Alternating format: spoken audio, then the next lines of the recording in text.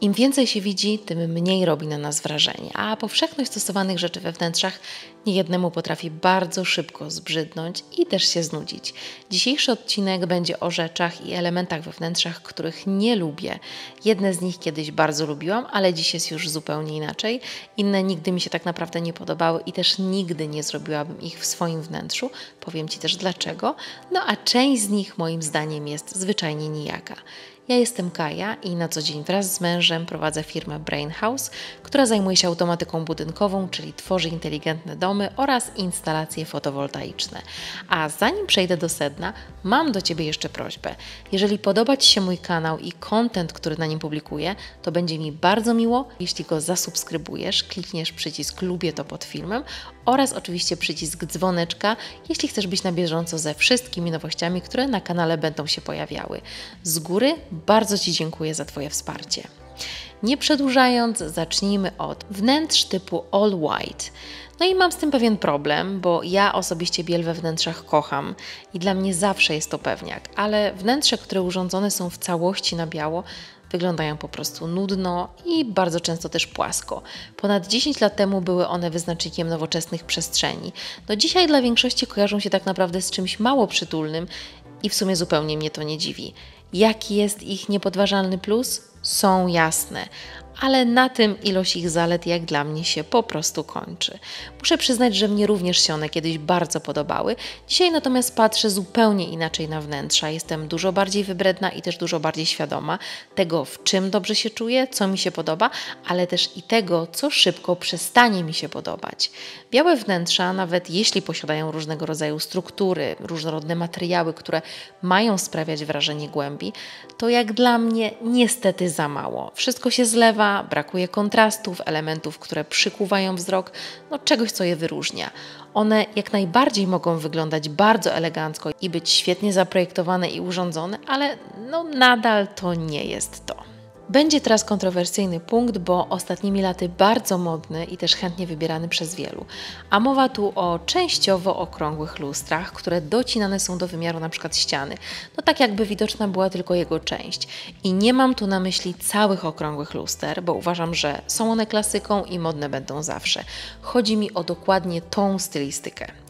Idea takiego designu to oczywiście pewien powiew świeżości, zrobienie z czegoś zwykłego i normalnego jakiegoś elementu, który jest ciekawy. No i pod tym względem, no faktycznie tak jest. Jest coś innego. No ale do mnie jednak takie rozwiązanie po prostu nie przemawia. Nie podoba mi się ono i uważam, że w przypadku dużych powierzchni luster zdecydowanie można kupić piękne lustro w designerskiej ramie, które będzie wyglądało niesamowicie we wnętrzu. Kwadratowe, gładkie płytki ułożone po skosie w tak zwane karo. No, to rozwiązanie we wnętrzu nigdy mi się nie podobało. Taka stylistyka po prostu do mnie nie przemawia. Być może jest to związane z moim uwielbieniem symetrii i też prostoty. No, w każdym razie, o ile nie są to klasyczne biało-czarne płytki, które w takim ułożeniu jeszcze wyglądają ok, o tyle to rozwiązanie zupełnie mi się nie podoba. Oczywiście nie jest to żaden błąd w urządzeniu wnętrza, jedynie moje indywidualne preferencje. Według mnie klasycznie ułożone płytki w zdecydowanej większości są dużo lepszym rozwiązaniem i po prostu wyglądają ładniej. A w sumie co Ty myślisz na temat płytek ułożonych w karo? Podobają Ci się one, czy niekoniecznie? Święta wnętrzarska trójca, czyli biel, marmur oraz złoto. I o ile każdy z tych elementów bardzo lubię, o tyle kiedy są one zestawiane razem, zwłaszcza w łazienkach, kuchniach czy salonach, no to takiemu rozwiązaniu mówię nie. Marmur kocham, ale naturalny, w bardzo małych ilościach we wnętrzu i też niekoniecznie w wersji Carrara, którą ma większość osób. A ilość łazienek z płytkami, które marmur ten imitują, potrafi naprawdę przyprawić o zawrót głowy. Żadna płytka nie będzie wyglądała jak naturalny kamień i nie ma co się łudzić. Kiedy przyjrzysz się z bliska, zauważysz różnicę w wyglądzie żył, no i też to, jak graficznie potrafią one wyglądać na sztucznych materiałach. Natura wizualnie zrobiła to najlepiej i nie ma co z tym dyskutować. Co nie oznacza, że z praktycznego punktu widzenia naturalny marmur jest lepszym rozwiązaniem, bo jest to nieprawda.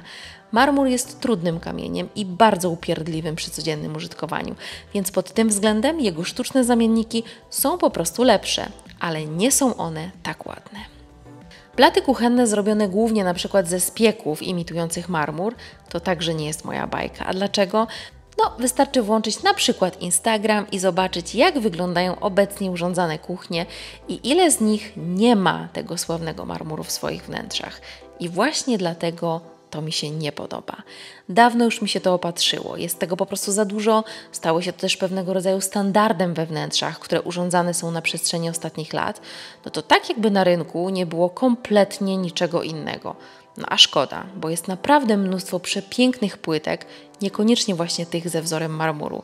A zamiast takich blatów naprawdę można znaleźć na przykład inne piękne kamienie, które będą niesamowitą ozdobą kuchni i będą też modne zdecydowanie dłużej niż osławiona już imitacja marmuru. Drewniane stoły z nieregularnymi krawędziami i żywicą. I tu chyba jest podobna sytuacja jak w przypadku płytek, które ułożone są po skosie, bo w ogromnej większości wnętrzarskich elementów po prostu lubię prostotę i symetrię. No i wszelkie dziwne i też nieregularne kształty jakoś niespecjalnie mnie przekonują, a może inaczej. Niewiele jest takich, które naprawdę mi się podobają. Zresztą nie od dziś wiadomo, że prostota jest ponadczasowa, a wszelkie odstępstwa od niej to często tylko jakieś chwilowe wariacje. I dla mnie właśnie taką wariacją są te nieregularne brzegi. Doskonale pamiętam, jak lata temu, gdzieś na początku budowy swojego domu, znalazłam absolutnie obłędny stolik kawowy, który był zaprojektowany przez Duffy London, który zrobił na mnie ogromne wrażenie. To trochę tak jak w przypadku na przykład mojego kamienia na blat kuchenny, który jak zobaczyłam po raz pierwszy, to wiedziałam, że to jest to i byłam w nim totalnie zakochana. No i tak samo poczułam bardzo szybkie bicie serca, kiedy po raz pierwszy zobaczyłam to cudo. Z tego co pamiętam, to wtedy kosztował on około 30 000 złotych. No teraz jego cena wynosi już ponad 100 000 złotych. Oczywiście jak ze wszystkim, po krótkim czasie zaczyna się kopiowanie i zalewanie rynku rzeczami, które mają być podobne. Ale cały szkopuł polega na tej trójwymiarowości, na precyzji, na widocznej głębi. To faktycznie jest dzieło sztuki. Chylę czoła, biję brawo i nadal absolutnie go uwielbiam. I tak, po tych 8 latach nadal mogłabym mieć go w swoim salonie. No, tylko jakoś budżet mi się nie do końca spina.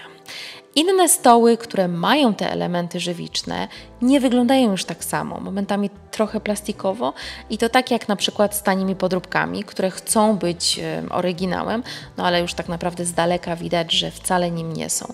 Dlatego jak dla mnie żywica zupełnie odpada. Ja jestem totalną fanką zasłon i uważam, że są one elementem, w który zawsze warto inwestować.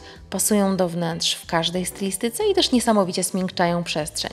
Jednak moim zdaniem najlepiej wyglądają gładkie, bez kwiatów, pasków, geometrycznych wzorów i innych printów wszelakiej maści. Gładkie zasłony, szczególnie te w klasycznych kolorach, to element bardzo uniwersalny, który będzie wyglądał dobrze nawet wtedy, kiedy zmieni się koncepcja wnętrza. No, chyba że są one na przykład w jakichś bardzo krzykliwych kolorach, to wtedy może być z tym problem. Jednak zmieniając same dodatki w domu, jakieś meble, stylistykę danego pomieszczenia, gładkie zasłony zawsze będą wyglądać dobrze i pięknie komponować się też z resztą. Ja osobiście bardzo lubię elementy we wnętrzu, które są uniwersalne i przede wszystkim ponadczasowe, bo jeśli tylko będę miała ochotę na przykład na jakiekolwiek zmiany, to będę w stanie wprowadzić je szybko i zaoszczędzę też pieniądze, bo nie będzie konieczne wymienianie wszystkich rzeczy.